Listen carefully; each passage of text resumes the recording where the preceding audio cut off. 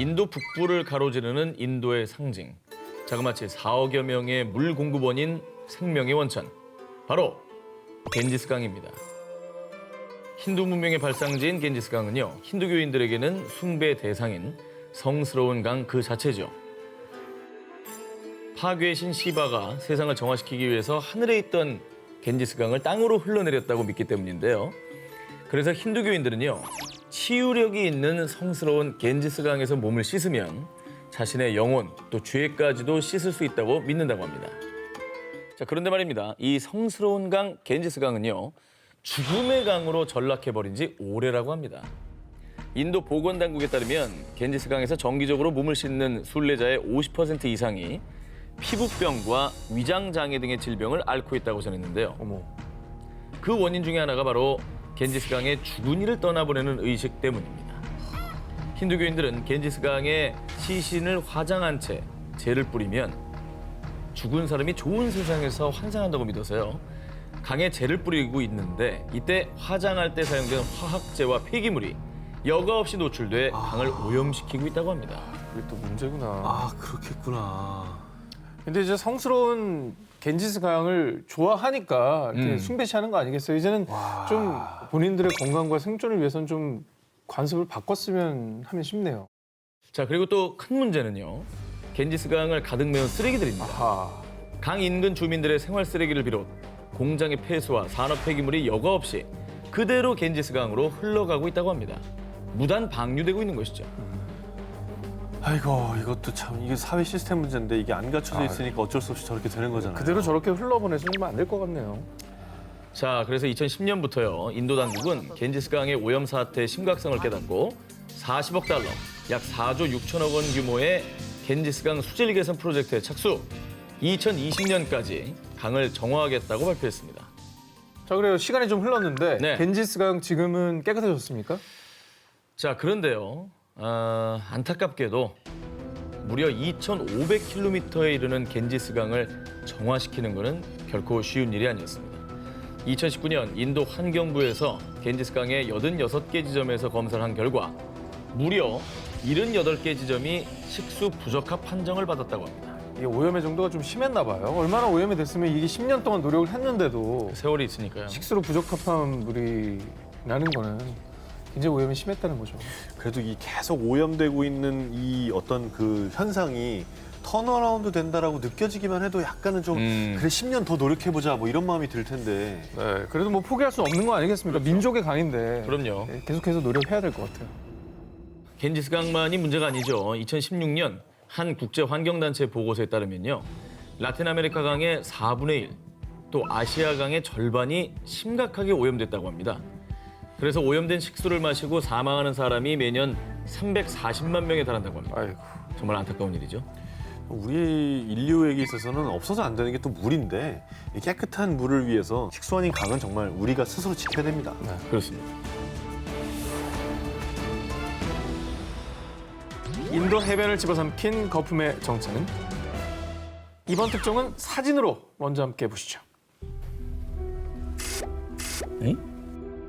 이 뭐야? 저 거품이 뭐예요? 뭐야 저기? 크림이에요? 솜인가?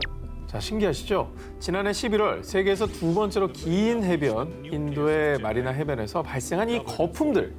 보게 되면 진 풍경에 주민들은 기념사진도 찍고 저렇게 거품 속에서 펄짝펄짝 뛰어놀기도 했는데요.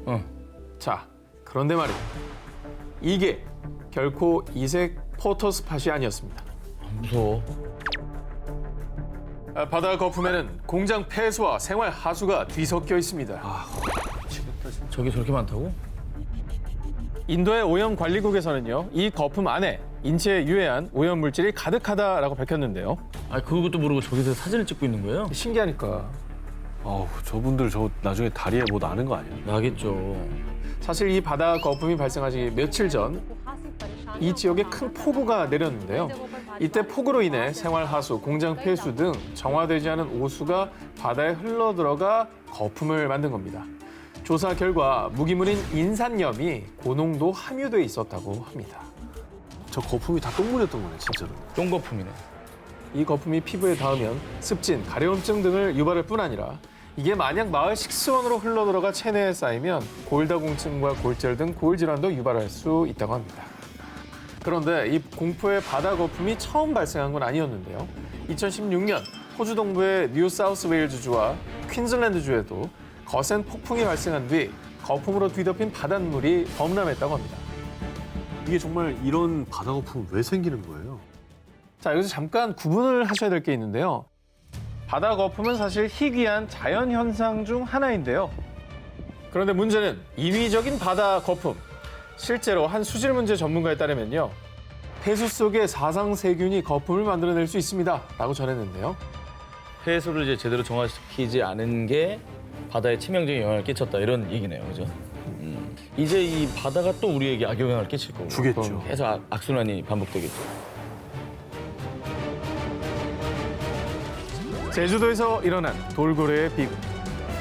청정 지역으로 손꼽히며 수산자원의 보고로 우리 식탁을 책임진 곳 제주도 바다. 보물이죠, 보물. 제주도 가면 정말 먹을 생각밖에 안 나요. 너무 먹을 게 많아. 사회적으로서. 맞아. 그런데 이 제주도에서 정말 충격적인 일이 발생했는데요. 해양동물 생태보존연구소 연구원들이 드론으로 돌고래들을 관찰하던 중 저 돌고래 턱이 이상한데요? 왜? 턱이? 이상하게도 한 돌고래가 계속 입을 벌리고 있었습니다. 턱뼈가 부러진 것처럼 돼 있는데? 뭔가 턱이 이상하죠? 어머머. 지금 턱 모양이 완전히 바뀌었는데 악성종양일 가능성이 좀 높아 보이지 않나 생각합니다. 흔히 말하는 암입니다. 왜 암에 걸렸지? 그것도 턱에? 돌고래가 왜 암에 걸려요? 네. 암으로 턱이 기형적으로 변한 돌고래. 그런데 이 일이 정말 충격적인 이유가 있습니다. 국내의 남방 큰 돌고래는 먼 바다를 떠도는 것이 아니라 제주 연안에서만 서식을 해서요. 제주 바다의 환경 상태를 잘 나타내주는 지표종으로 알려져 있기 때문입니다. 아, 그러니까 그만큼 제주도 해양 상태가 좋지 않다. 요 이제 증거겠네요. 그렇습니다. 그래서 국내의 한 해양 환경 단체에서도 제주도 바다가 독성 화학 물질과 발암 물질로 오염된 문제를 지적했는데요. 바다가 네. 왜 오염됐겠어요? 바다가 인간들이 뭐 거기다 뭐 버리고 쓰레기? 등 공장 그랬겠죠. 폐수 뭐 이런 것들 때문에 다 오염된 거죠. 그렇습니다. 실제로 2019년에만 약 1,500만 명의 관광객들이 제주도를 방문했고요. 제주도에 거주하는 인구 역시 계속 증가하는 추세인데요. 그러다 보니 문제가 발생, 하수 시설들이 감당하지 못한 오염된 생활용수와 공업용수가 그대로 바다에 흘러들어 바다를 오염시키고 있는 겁니다. 2018년 해양 오염 사고 통계에 따르면요. 제주 바다에 약 3만 리터의 오염 물질이 흘러들었는데 이 중에 87%가 하수 유출이었다고 합니다. 아이고. 와, 제주도가 인구가 60만 정도일 텐데 방문한 관광객이 1,500만이에요? 뭐 그 정도로 뭐 국제적인 명성을 떨치고 있지만은 네. 그 이제 그림자네요, 어떻게 보면 그죠? 네, 어두운 면이 있는 거죠. 그리고 2017년 한국환경정책평가연구원 발표에 따르면 제주도 전역에 있는 해상 풍력 발전 단지도 해양 오염의 원인 중 하나로 지목되고 있다고 합니다. 발전기에 도료 등에서 화학물질이 흘러들어가 이게 또 오염을 발생시킨다고 하네요. 도료가 또 문제구나. 돌고래는 진짜 너무 미안하다. 살면서 자기가 암에 걸릴 줄 알았겠어요? 암에 걸린 돌고래는 영웅도 모르고. 처음 본 것 같아요. 그러니까 바다가 우리한테 좋은 것만 주는데 우리는 뭐 해만 끼치고 있네요.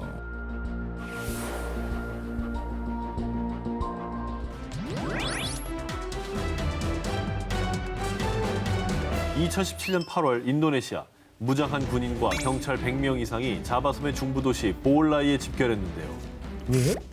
예전에 발리에 약간 폭탄 테러 있었던 적 있잖아요. 맞아. 혹시 뭐 테러리즘 뭐 이런 건가요?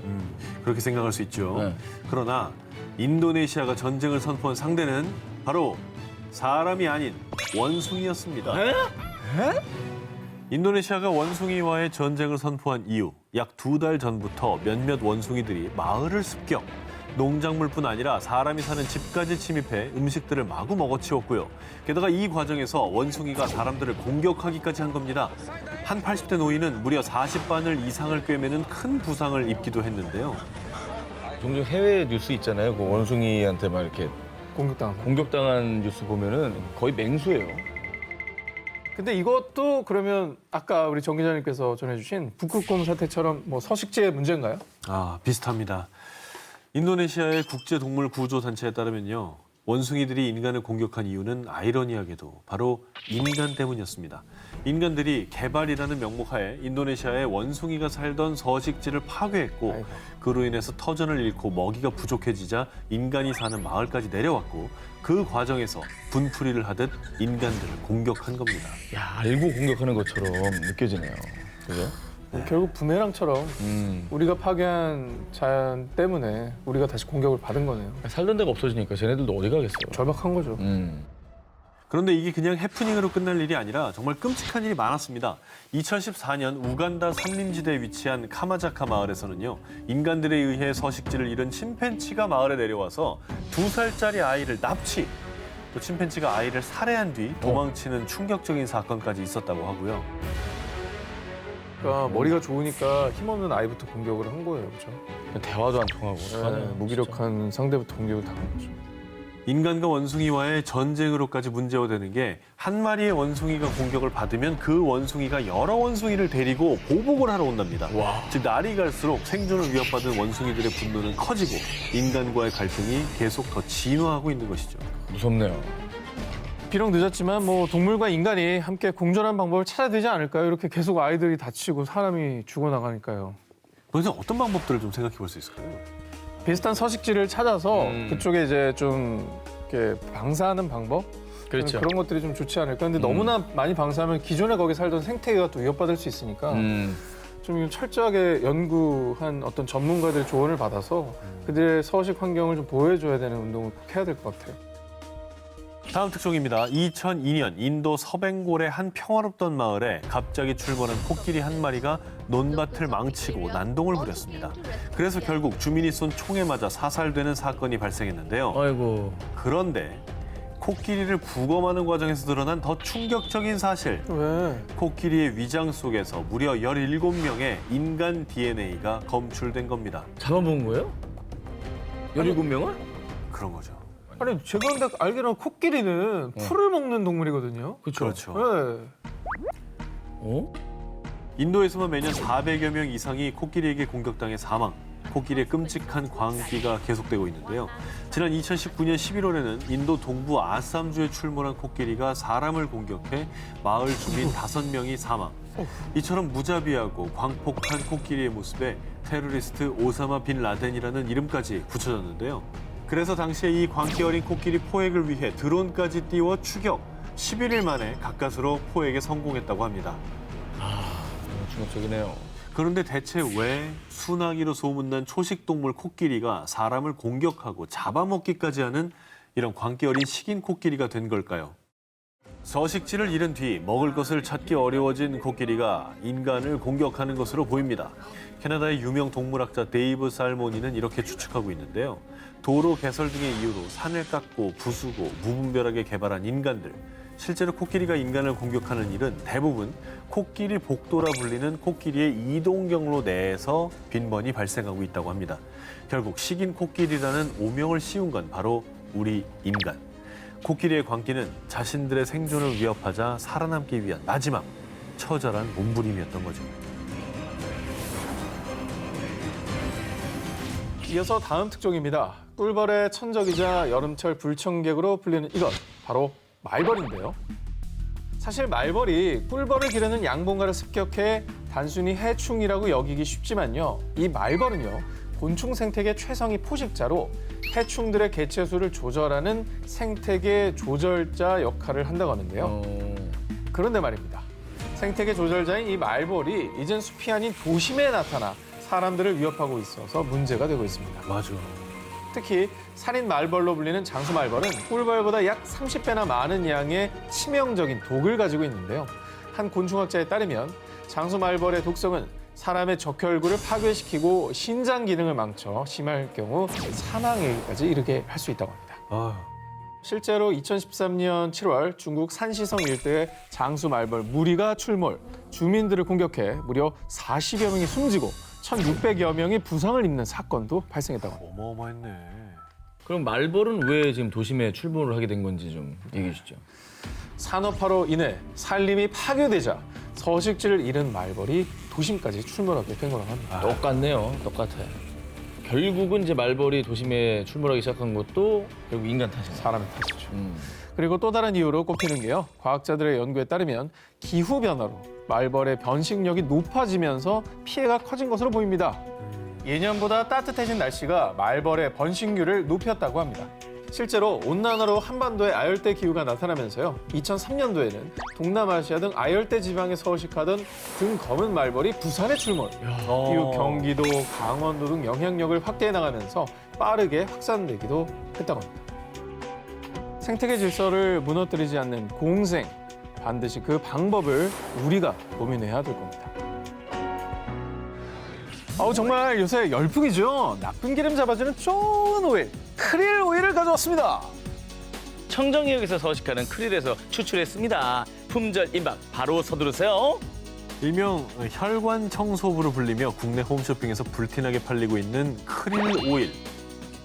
크릴 오일은요, 지구상에서 가장 깨끗한 청정 해역 남극해에 서식하는 갑각류 크릴에서 추출한 오일로요. 오메가3, 필수 아미노산, 단백질 분해 효소 등이 함유돼 있다고 알려지면서 건강식품 원료로 각광받고 있죠. 근데 뭐 크릴 오일 좋다는 얘기는 이제 너무 이슈라서 많이들 들어보셨을 텐데 요즘에 부모님이나 지인 선물로 애기 몸에 좋대 많이들 하더라고요. 건강식품 원료로 사랑받는 크릴. 이게 비록 크기는 작지만 남극 생태계를 지탱하고 있다고 해도 과언이 아닙니다. 남극의 먹이사슬 최하단에 있어서 오징어, 바다새, 펭귄, 고래 등 남극 생물 대부분을 먹여 살리고 있고요. 그리고 영국의 한 남극 연구소에 따르면 크릴은 대기 중에 이산화탄소를 흡수해서 심해에 침전시키는 역할을 하고 있는데요. 아이고. 크릴이 이렇게 침전시키는 탄소량이 무려 2,300만 톤. 엄청나죠? 고맙다. 이 양은 영국 전체 가정에서 1년간 배출하는 온실가스와 맞먹는 양이라고 합니다. 고마우신 분들이 진짜 고맙네요. 지구를 살려주신 분들은 그래서 탄소로 인한 지구 온난화를 막는 크릴, 아니 크릴 느님은 일명 지구의 영웅으로 불리고 있습니다. 어벤져스네. 아니 난 이렇게 주요 이제 먹잇감이라는 걸 알고 있는데 환경까지 보여주는 거거든요. 이산화탄소를 잡아서 내린대잖아요.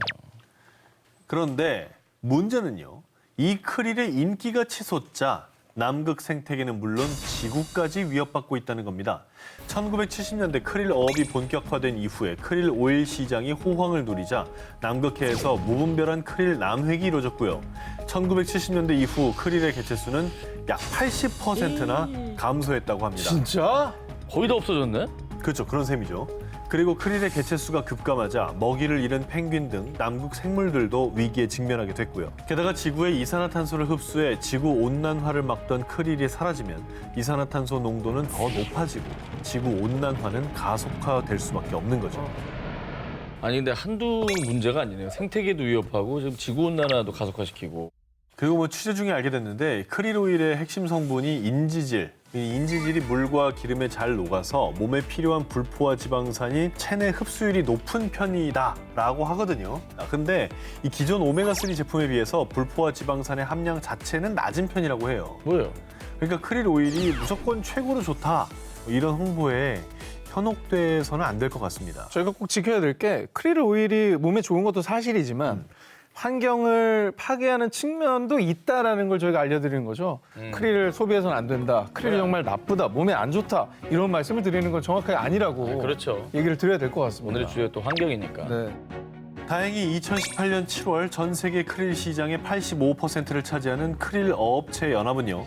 2020년부터 남극해 크릴 조업을 제한하겠습니다.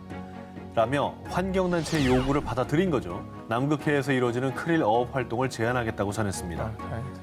내 건강을 지키겠다는 욕심 때문에 지구를 위협해서는 안 되겠죠.